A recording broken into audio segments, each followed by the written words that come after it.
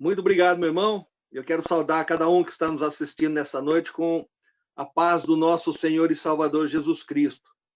Em particular para as mamães, Deus abençoe a sua vida neste dia. E não apenas neste dia, mas que Deus continue cuidando de você e de toda a sua família. Deus abençoe você.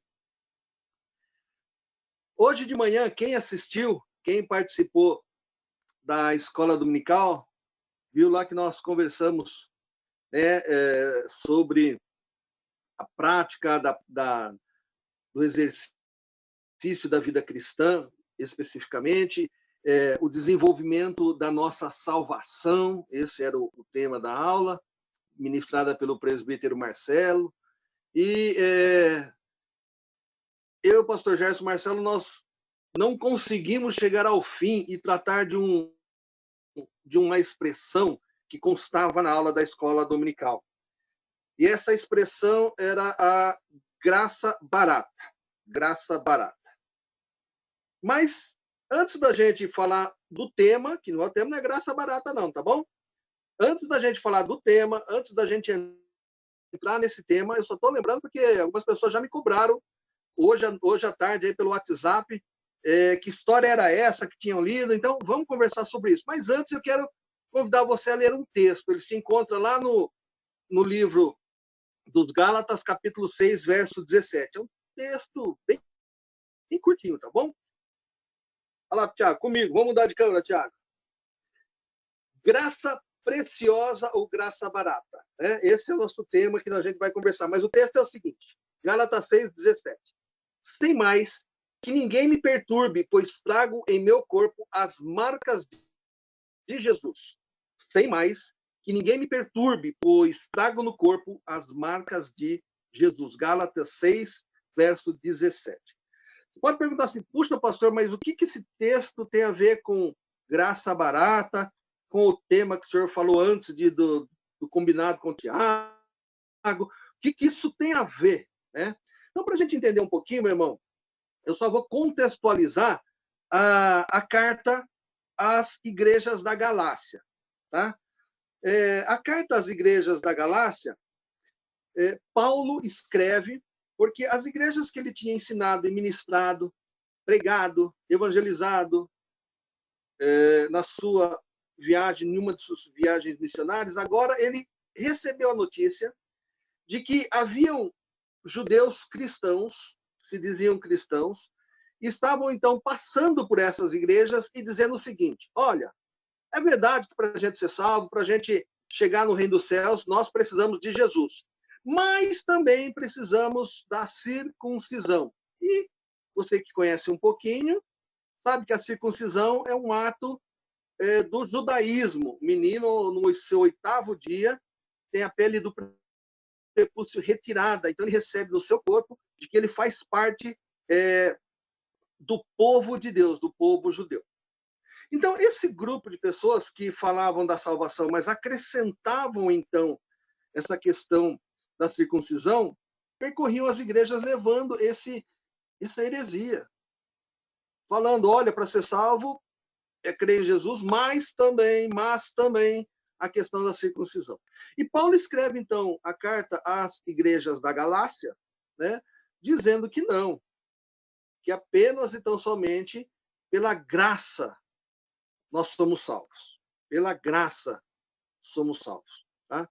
Então, Paulo vai desenvolvendo isso durante essa carta, e no finalzinho, aqui no último capítulo, Paulo ele fala aqui, né, esse texto aqui, o Paulo trata dessa questão aqui, ele dá essa desabafada aqui, ó, sem mais que ninguém me perturbe, pois trago em meu corpo as marcas de Jesus. Ou seja, Paulo tinha enfrentado muitas coisas, muitas lutas, e tinha sido açoitado, ele tinha no seu corpo, de fato, sofrido por este evangelho, que dizia o seguinte: só Jesus salva.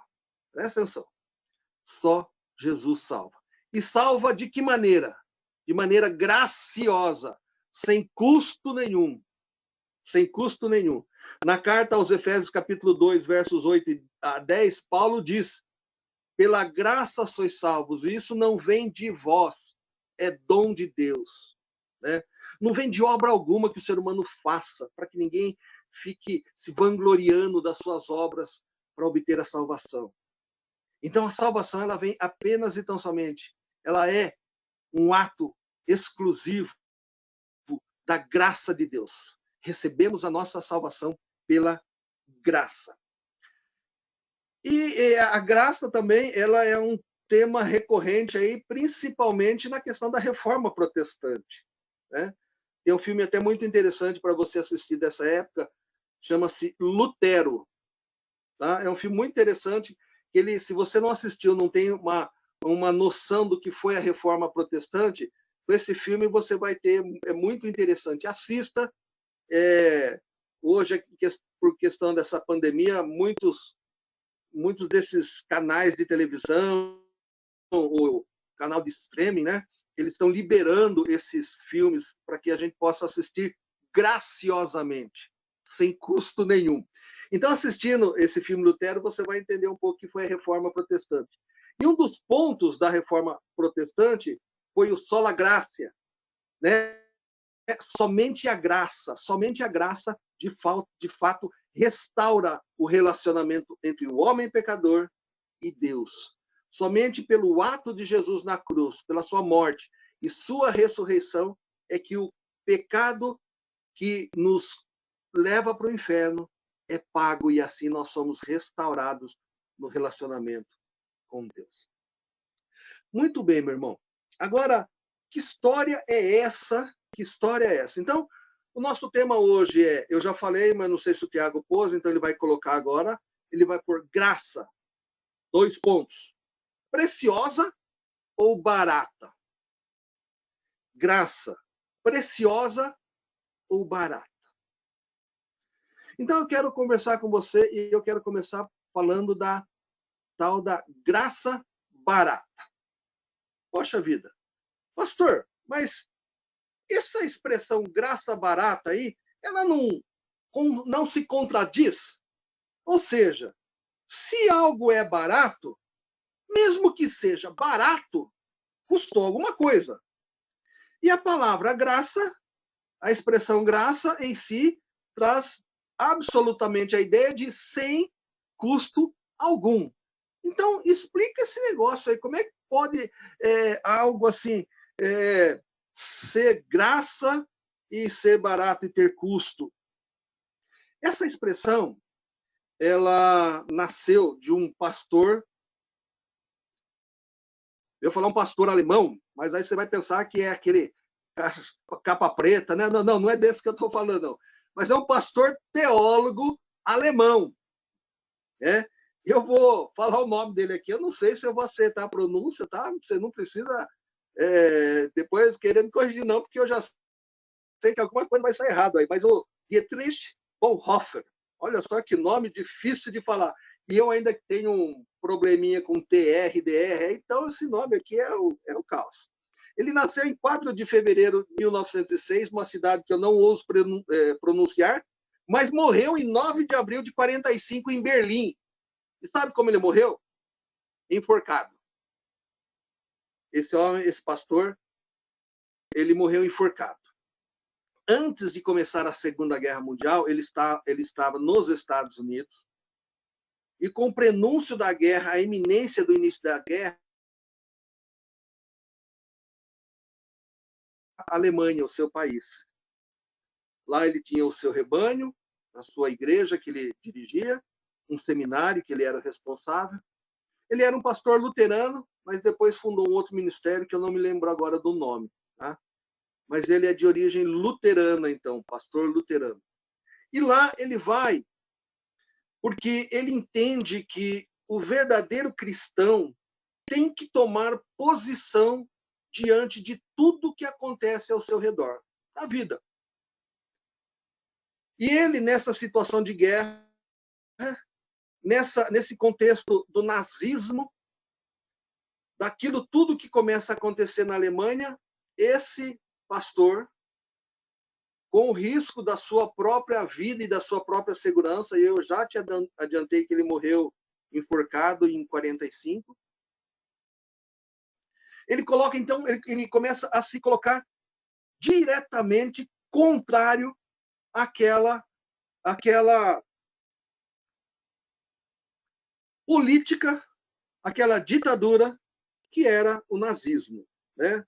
Do Adolf Hitler. Ele começa a se colocar contrário a tudo aquilo, e ele diz claramente que o cristão não pode ficar contrário. Enquanto alguns ramos da igreja cristã se omitiu diante de tudo aquilo que o nazismo fez ali, não só na Alemanha, mas em toda a Europa que ele conquistou, enquanto alguns ramos, eu digo ramos que não foi só um não, foram vários, enquanto alguns ramos da igreja cristã se omitiu diante de tudo aquilo, esse pastor, o Dietrich Bonhoeffer, ele foi muito claro com relação àquilo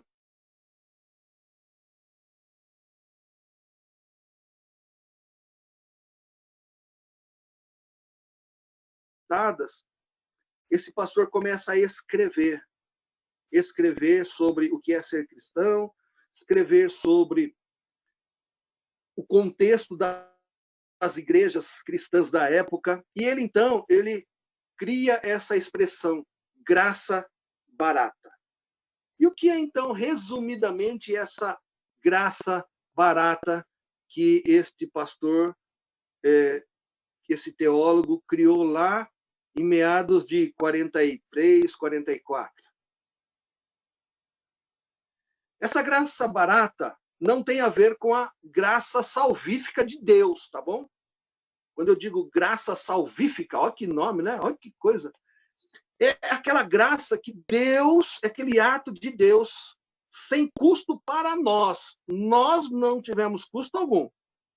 Nós não tivemos. Para nós foi de graça. Mas Deus pagou um preço para nos salvar. Jesus pagou o preço na cruz para nos salvar. Jesus sofreu, ele sofreu tudo que nós deveríamos sofrer. Jesus experimentou a separação de Deus, da Trindade. Quando a gente pensa na Trindade, naquele momento da cruz, onde Jesus clama, Deus meu, por que me desamparaste? Ali nós estamos vendo, presenciando aquele Deus que sempre existiu trino, naquele momento, por causa do meu pecado e do seu pecado, que estava posto sobre Jesus, experimentou uma separação. Porque o Deus puro, Deus justo, ele não consegue, não pode conviver com o pecado. O pecado afasta o ser humano de Deus. E naquele momento em que Cristo estava na cruz, essa união da Trindade que existiu sempre, eternamente, não tem começo e não tem fim, experimentou uma separação, então. Nesse momento, Jesus clama, Deus meu, por que me desamparaste? Então, eu não estou falando dessa salvação, dessa graça, tá bom? Então, essa a graça barata que esse teólogo criou, essa expressão, trata de comportamento. Ela trata das atitudes daqueles que se dizem cristãos. Tá? Da maneira como nós mesmos, nós, discípulos de Jesus, dispensamos essa graça. Né?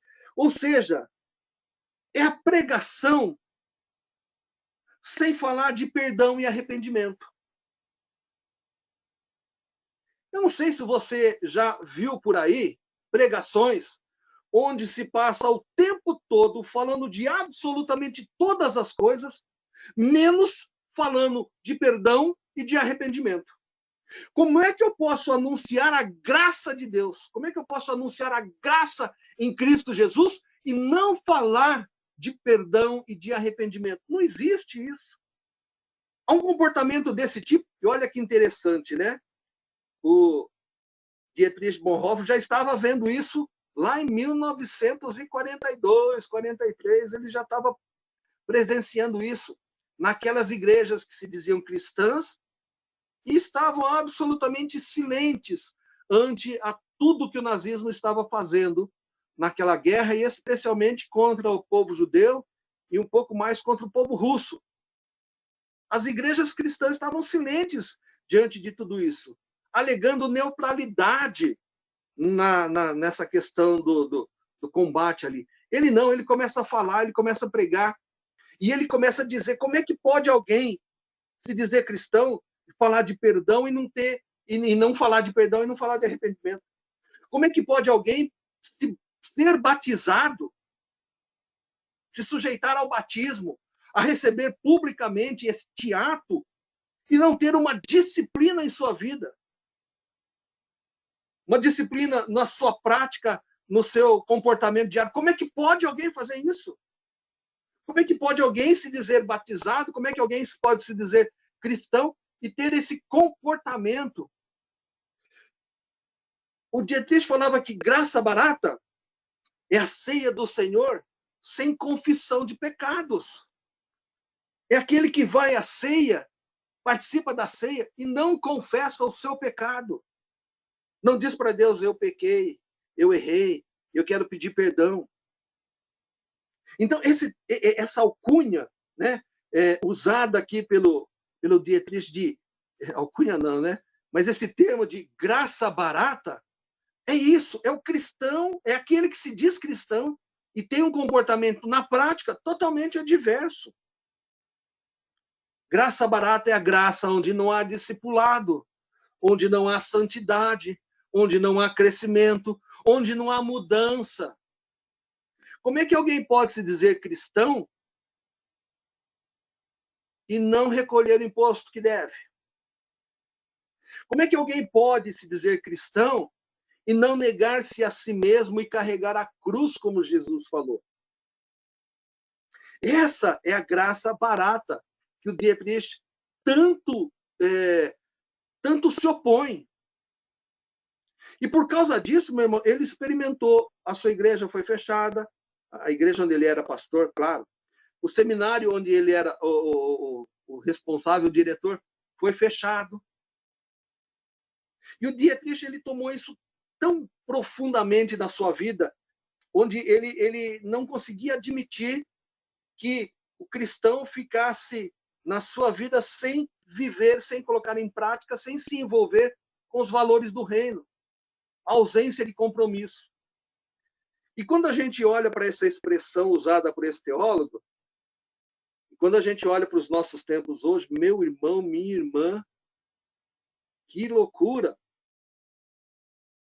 Parece que foi escrito para nós hoje.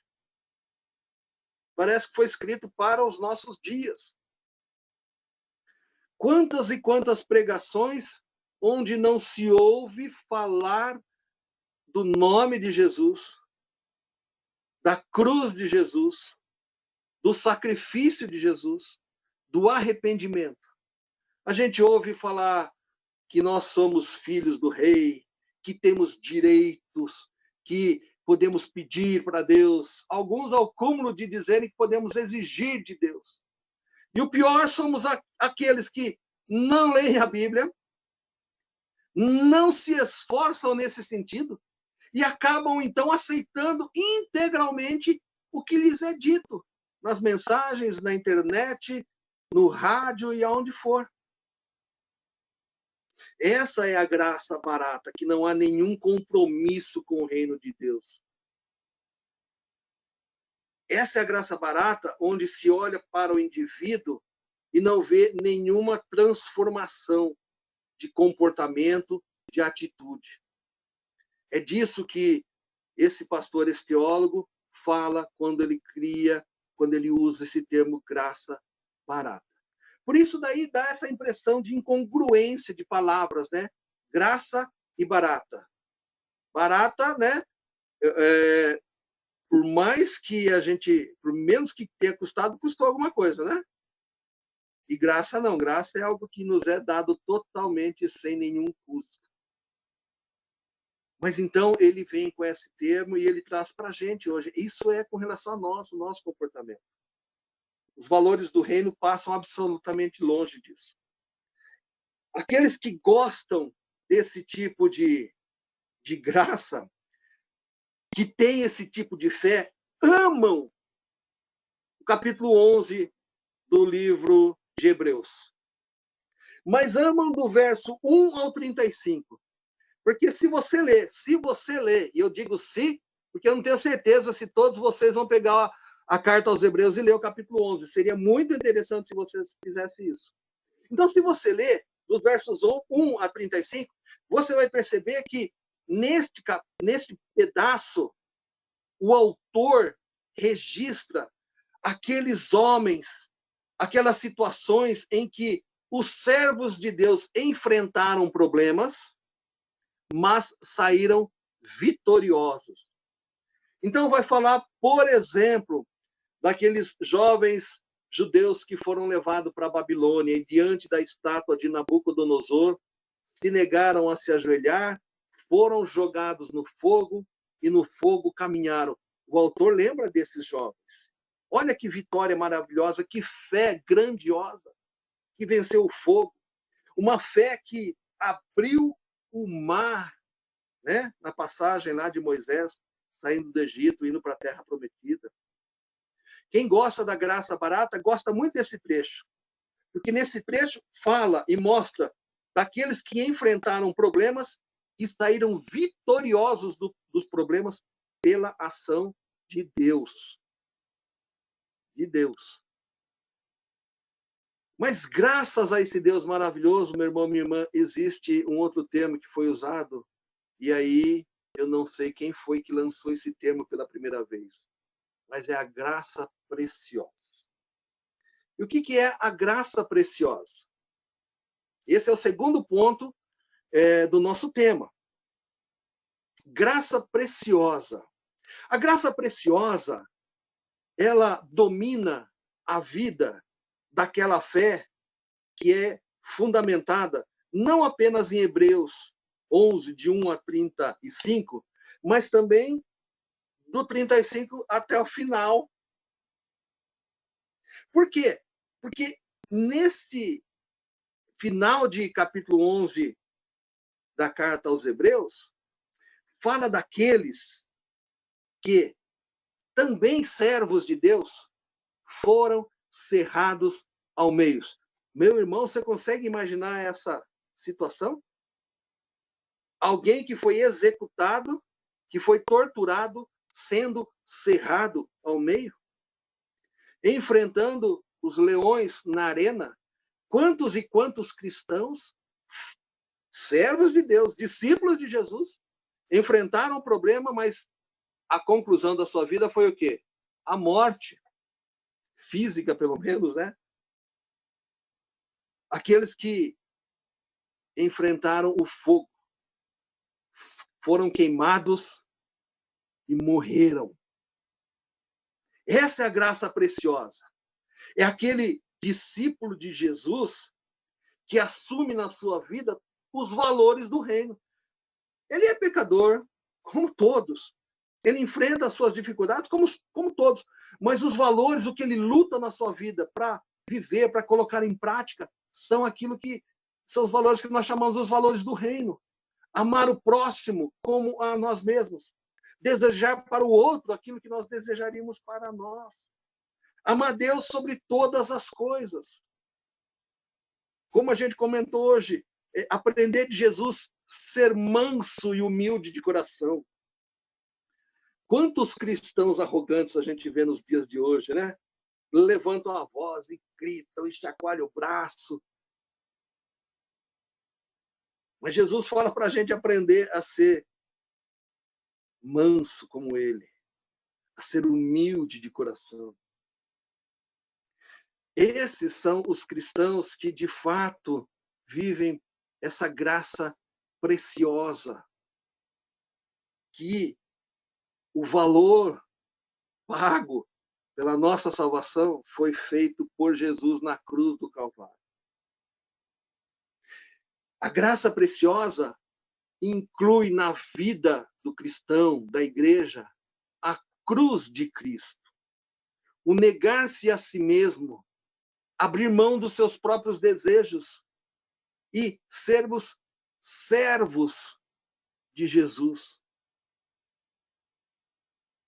Quando eu aceito, quando eu entendo, quando eu compreendo que o que eu preciso ser é servo de Jesus, depois que ele me alcança como Salvador, eu preciso me colocar como servo. O pastor Gerson comentou isso. Jesus, depois de ele ser o nosso Salvador, ele se torna o nosso Senhor. Isso é a graça preciosa. Eu começo a entender tudo isso. De fato, começo a agir como tal. E a minha vida é então transformada. O meu comportamento agora é outro. Eu já não ajo por aquilo que eu acho que deve ser. Eu já não ajo por aquilo que eu penso que deve ser. Eu ajo conforme a vontade de Deus. Conforme aquilo que Ele quer. Eu oro agora para fazer as coisas. Quando eu tenho uma dúvida, quando eu preciso... Aliás, a gente sempre precisa, né? Mas a gente coloca diante de Deus. A gente busca a orientação dele. Nós temos um comportamento diferente, não arrogante, não carrancudo, porque nós entendemos a preciosidade da graça. E vamos inverter um pouco aqui as palavras. Nós entendemos o quão preciosa foi, é e será a graça de Deus. A graça em Cristo Jesus. E a minha vida, então, o meu comportamento, então, aquilo que eu falo, a maneira como eu ajo, ele é transformada por essa graça. Por esse conhecimento de quão precioso foi o sacrifício de Jesus na cruz. A graça preciosa, ela inclui na vida do discípulo de Jesus a cruz. Jesus no centro da vida do indivíduo. Ela inclui o perdão, ela inclui o arrependimento, ela inclui esses valores que agora passam a dominar a vida do indivíduo. E ele já não vive mais para buscar, para ter as coisas, mas ele vive para servir a Deus. E agora ele começa a entender assim que aquele que busca o reino em primeiro lugar terá as demais coisas acrescentadas. Isso é a graça preciosa. Isso é a preciosidade da graça. Eu busco a Deus em primeiro lugar e o resto eu tenho. Já a graça barata é o inverso. Pelo fato de eu me dizer de servo de Deus, filho do rei, eu começo então a quê? A querer me tomar conta dessas coisas, tomar posse dessas coisas. Então, meu irmão e minha irmã, esse é um grande desafio para nós hoje. O que é que está dirigindo a sua vida? O que é que está conduzindo a sua vida? É a graça barata ou é a graça preciosa? Quais são os valores que dominam você? Quais são os valores que norteiam a sua vida, que direcionam a sua vida? É fantástico esse conceito desse homem que viveu de fato tudo isso. Ah, esse homem foi um santo? Não, nesse sentido mais humano da palavra santo, né? Não, ele teve seus erros, ele cometeu como eu e você. Inclusive, ele foi enforcado, sabe por quê? Porque ele foi acusado de participar daquela tentativa de execução do Hitler. Olha só. Passou 2 anos presos numa prisão alemã e foi enforcado algumas semanas antes do próprio Hitler cometer suicídio. Conforme a gente lê nos livros de história. Foi um homem que se envolveu com o seu tempo e entendeu que a graça é preciosa demais para deixar de ser vivida, explicitada, pregada e anunciada. Se na graça barata a cruz e o próprio Cristo ficam na periferia, a graça aqui, real, verdadeira, preciosa, ela coloca Jesus exatamente no meio, no centro da vida do cristão, da igreja, da denominação. ela entende que eu e você devemos ser missionários. Se vai ser num país distante, ou se vai ser para o seu vizinho, para o seu parente aí na sua casa, isso é com Deus, porque é Ele que é o nosso Senhor. Como você tem agido nestes dias, onde tantas coisas, tantas teologias se abrem diante da gente como um leque, nos mostrando e nos oferecendo tantas coisas. Você tem se dirigido pela graça barata ou você tem se dirigido pela preciosidade da graça? Com Cristo no centro, com os valores do reino. Eu quero exortar a você, a todos nós, a nos voltarmos para esse Deus, para esse Jesus, pedirmos perdão a Ele pelo nosso comportamento equivocado. Seja lá quais forem, eu sei dos meus e você sabe dos seus. Mas a graça preciosa, Ele exige de mim e de você esse comportamento. Senhor, perdoa-me porque eu pequei. Eu preciso do teu perdão. Mas essa graça também nos incita a perdoarmos. Assim como fomos perdoados em Cristo Jesus, a perdoarmos. Como é que você tem agido, meu irmão? Como é que você tem agido, minha irmã? Você que está me ouvindo. Qual é o seu comportamento nos dias de hoje?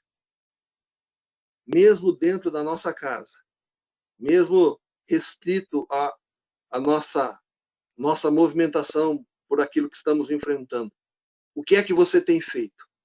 De que maneira você tem agido? Quando as pessoas olham para você, o que é que elas veem? Jesus Cristo, Senhor, Salvador, aquele que muda a nossa vida e o nosso comportamento, ou aquele crente que ninguém quer nem chegar perto? Nós vamos responder por aquilo que fizermos ou deixarmos de fazer. Nós vamos responder se vivemos pela graça barata ou se vivemos pela graça preciosa. Um dia nós vamos responder. Mas hoje nós fomos colocados aqui.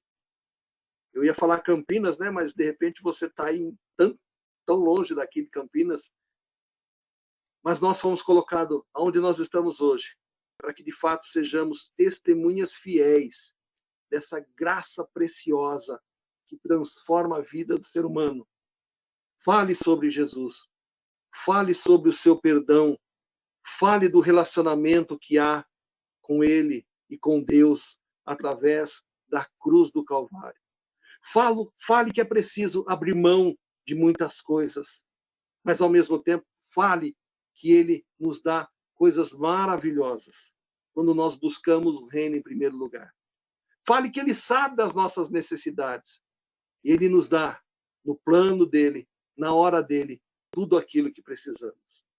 Vamos viver por essa graça preciosa que transforma a mim, transforma a minha família, transforma a igreja e transforma a sociedade. O pastor Dietrich Bonhoeffer morreu porque acreditava nisso. Se envolveu e se dispôs a mudar a sociedade onde ele estava. Falou contra o nazismo, falou contra tudo aquilo de errado que existia, tanto que ele passou 2 anos na prisão, tanto que ele foi enforcado.